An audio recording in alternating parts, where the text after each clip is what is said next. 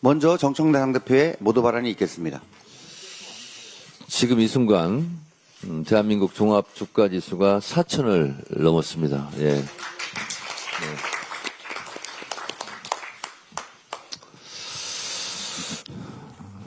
구군이 계속 상승했으면 좋겠습니다. 아세안 정상회의에 이은 에이펙 정상회의까지 대한민국 외교의 슈퍼위크가 시작되었습니다. 어제 이재명 대통령이 아세안 정상회의 참석차 말레이시아로 출국했습니다. 저도 마중을 나가서 많은 외교적 성과들을 거두고 오시라고 응원했습니다. 준비하신 만큼 많은 외교적 성과를 거두고 오시길 기원합니다. 특히 오늘 개최되는 훈 마넷 캄보디아 총리와의 정상회담이 국민들로부터 관심을 받고 있습니다. 캄보디아 측의 요청으로 성사된 정상회담인 만큼 지금 논란이 되고 있는 보이스피싱과 온라인 사기 범죄에 공동으로 대처하기 위한 방안들이 적극 모색될 수 있기를 바라고 성과가 있기를 바랍니다.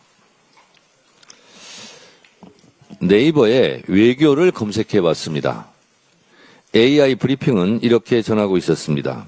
외교는 국가의 평화적인 방법으로 외국과의 관계를 유지하고 발전시키기 위해 행하는 모든 활동을 의미합니다.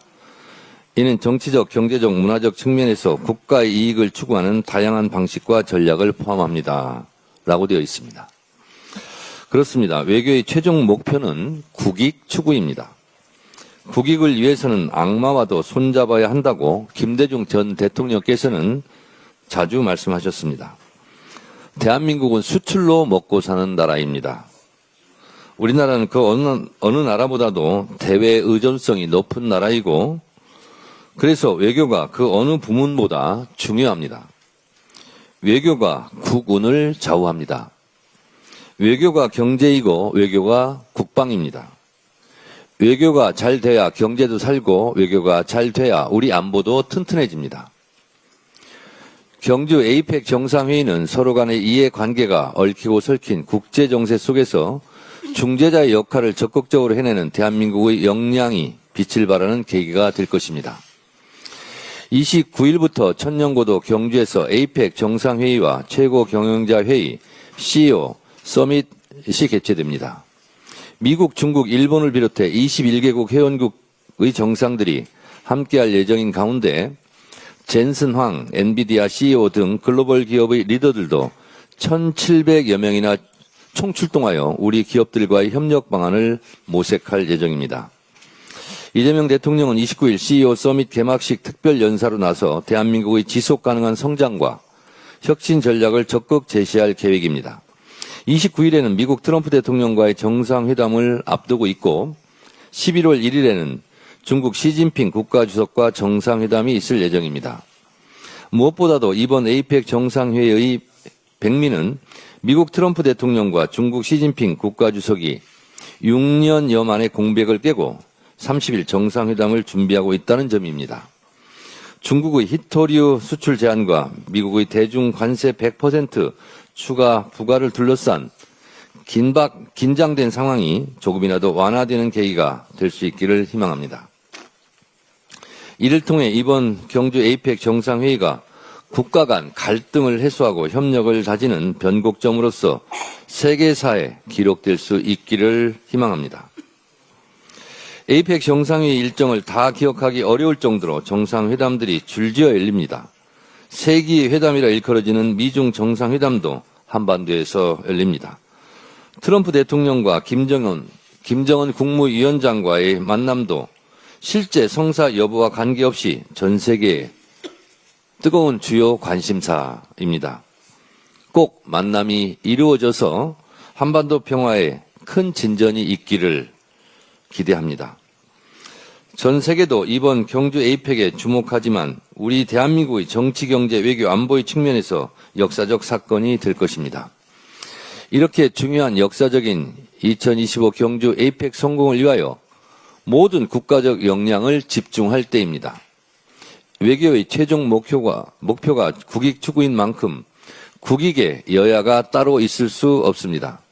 전 세계가 한국을 주목하고 있습니다. 전 세계인 앞에서 우리끼리 싸우지 맙시다. 외교 슈퍼위크인 이번 주만이라도 여야가 정쟁을 멈추고 에이펙 성공을 위하여 무정쟁 주간을 선언하고 오직 대한민국의 성공을 위해서 같이 노력했으면 좋겠습니다. 사례도 있습니다. 2002년 월드컵 때 야당이던 한나라당 서청원 대표가 무정쟁에 합의했고 1998년 IMF 때도 국회의장 주도로 무정쟁을 합의한 바 있고 1988년 서울 올림픽 때도 김대중 대통령 등 야권 지도자가 주도해서 정쟁을 중단하고 대한민국 성공만을 위해서 노력했던 역사가 이번 주에 다시 이루어지기를 희망합니다. 저부터 솔선수범하겠습니다. 해야 할 말도 많고 다뤄야 할 이슈도 많지만 적어도 이번 주에는 불가피한 정책 발언만 하고 정쟁적 발언을 삼가하도록 하겠습니다. 야당도 국익과 대한민국의 성공을 위하여 조심하고 양보하는 미덕을 발휘해 주실 것을 간곡하게 요청합니다. 이상입니다. 다음으로 김병기 원내대표의 발언이 있겠습니다. 경주 에이펙 정상회의 성공을 기원합니다. 이번 경주 에이펙 정상회의는 우리 외교의 시험대이자 국익을 키울 절호의 기회입니다. 안보와 경제 두 축을 함께 챙기는 그야말로 실속 있는 외교의 장이 될 것입니다. 지금 정부가 추진 중인 한미 안보 협력과 관세 협상은 모두 국민의 삶과 직결된 일입니다. 특히 우라늄 농축과 핵 연료 재처리 권한 확대는 우리 기술력에 걸맞는 자주적 에너지 안보로 가는 중요한 걸음입니다. 이제는 그동안의 제약을 벗고 우리 역량대로 일할 수 있어야 합니다. 정부가 국익 중심의 실용적인 협상에 집중하도록 국회 차원에서 적극 뒷받침하도록 하겠습니다. 여야를 떠나 국가의 미래를 위한 일에 힘을 보태 주십시오. 에이펙 기간에는 한미, 한중, 한일 정상회담이 연이어 열립니다. 미국, 중국, 일본 모두 중요합니다. 하지만 제일 중요한 것은 국익 최우선이라는 원칙입니다. 정부는 그 원칙을 중심에 두고 균형 잡힌 외교와 조정 역할을 잘 해주기를 기대합니다. 그렇게 된다면 경주 선언은 세계 속에서도 한국의 위상을 한층 더 높이는 계기가 될 것입니다. 민주당은 에이펙의 성공을 위해 국민께서 자랑스러워하실 성과가 만들어질 수 있도록 국회 안팎에서 전폭적으로 협력하겠습니다. 국익을 지키고 대한민국의 외교가 한 걸음 더 나아갈 수 있도록 힘을 모으겠습니다. 어제 일요일 본회의에서 70여 건의 민생법안을 통과시켰습니다. 법안이 통과될 때 방청석에서는 환호와 박수가 쏟아졌습니다. 많은 의원님들께서 지역 주민들로부터 응원의 문자를 받으셨다고 합니다. 국회가 제 역할을 다하면 국민 여러분도 변화를 체감하고 기쁨을 느끼실 수 있습니다.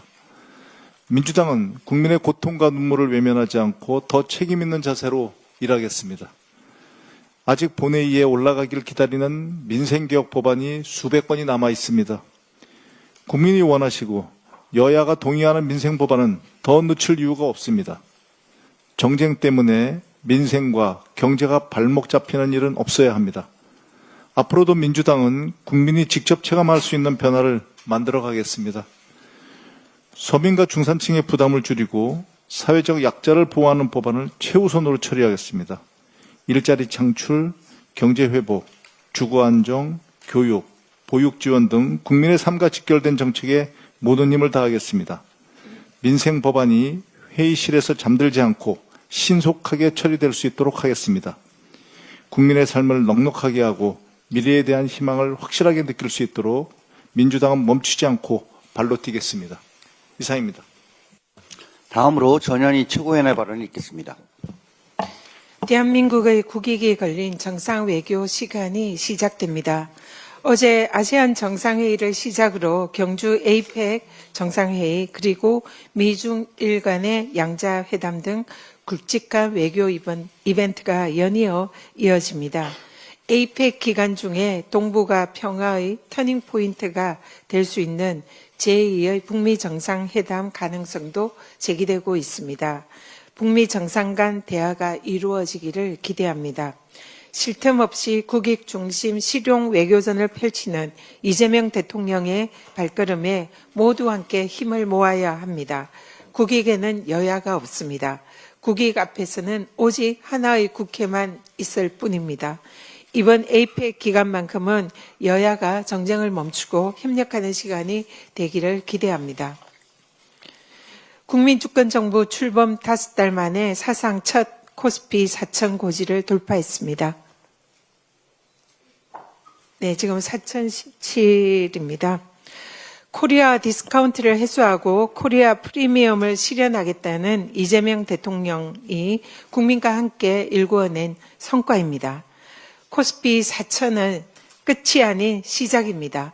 돈의 물줄기를 주식 시장으로 바꿔서 경제 펀더멘탈을 강화하고 경기 선순환 구조를 만들어야 합니다. 이재명 정부와 민주당은 코스피 4천을 넘어서 코스피 5천 시대를 열어내겠습니다. 관봉권 폐기와 쿠팡 무혐의 외압 의혹 관련해서 법무부의 상설특검 추진 결정을 환영합니다. 이번 국정감사에서 확인했듯이 내부 감찰조차 제19 감사기로 일관해온 검찰은 이미 자정 능력을 상실한 지 오래입니다. 성력 없는 특검 수사로 불법을 자행한 부패 검사들을 엄단해야 합니다. 재정 자립도 1위인 서울의 지역사랑 상품권 국비주연 꼴찌 기록, 민생 외면 오세훈 시장의 부끄러운 민낯입니다. 저는 지난 주말에 광장시장을 돌아봤습니다. 광장시장 상인분들께서는 이구동성으로 민생회복 소비 쿠폰이 시장 경기를 살리고 있다며 더 적극적인 지원 대책을 주문했습니다. 그런데 지난 2차 추경에서 서울시의 지역사랑 상품권 국비 지원은 6억 원으로 전국 17개 광역시도에서 꼴찌를 기록했습니다.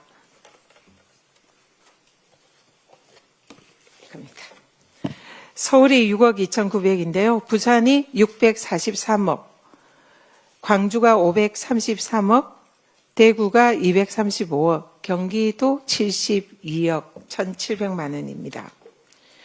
애당초에 이렇게 적은 지역사랑 상품권 예산 규모는 서울시가 아예 애당초에 지역사랑 상품권 예산을 신청하는 규모가 터무니없이 적었기 때문이라고 합니다. 전시행정인 한강버스에는 시민 혈세를 낭비하고 정작 민생 예산에는 눈 감은 오세훈 시장은 천만 서울 시민의 삶을 책임질 자격이 없습니다. 이상입니다. 다음으로 한준호 최고위원의 발언이 있겠습니다. 네, 일요일이었던 어제 국회는 본회의를 열고 74건의 민생 법안을 처리했습니다. 국민의 삶을 보듬는 법안들이 여야 간 합의에 따라서 처리된 것은 매우 뜻깊게 생각을 합니다. 특히 근로자의 날 재정에 관한 법률을 전부 개정해서 5월 1일을 노동절로 되돌릴 수 있게 되었습니다. 5.16 군사정변 세력의 통치 기구였던 국가재건최고회의가 노동절을 근로자의 날로 바꾼 지 62년 만의 일입니다. 부지런히 일하지 않으면 인정받지 못하는 근로의 시대를 넘어서 모든 일이 존중받는 노동의 시대를 다시 한번 열게 된 것입니다. 지금 이 순간에도 소위 근로자성을 인정받지 못해서 고통을 받고 있는 노동자들이 있습니다. 검찰의 봐주기 불기소와 또 수사 외압의 논란으로 쿠팡 일용직 노동자 퇴직금의 이 문제 근원도 바로 여기 있는 것 아니겠습니까? 우리 법과 제도로 온전히 보호받지 못한 노동자들을 위해서 사회적 대화가 절실한 시점인데 어제 일부 국민의힘 의원들이 법안에 반대 또는 기권 의사를 표한 것은 매우 안타깝게 생각합니다. 앞으로도 민주당은 일하는 모든 국민의 더 나은 삶과 권리를 위해서 일하겠다는 말씀드립니다. 지난 토요일 김건희 관련 사건 재판의 변호인이 SNS에 글을 하나 올렸는데요. 물론 지금은 삭제된 걸로 알고 있습니다만 요컨대 김건희 경복궁 사진을 유출한 사람을 특정했다라면서 적당히 하는 것이 좋을 것입니다 라고 경고하는 내용이었습니다.